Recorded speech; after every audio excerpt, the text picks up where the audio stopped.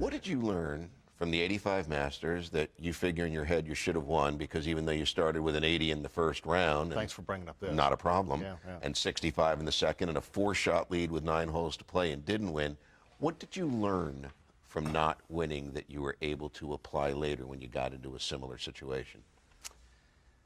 That it hurt so much that I really, in all my power, was not going to let that happen again. Simple as that.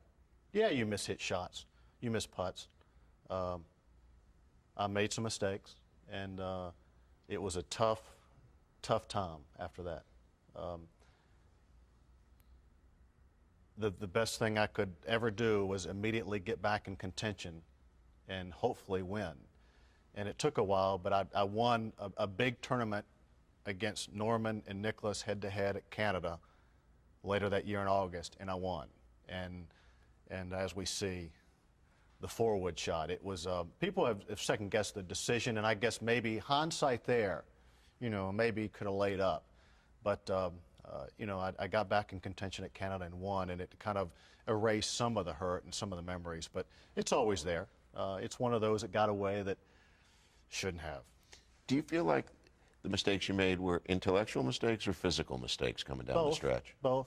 The 4-wood is probably a time that I could have laid up at the time. But, you know, you got to remember, Augusta National, everybody's making birdies on the backside. I felt like I had to make birdies. I'm doing what I think I'm doing what I think is best under the heat of competition.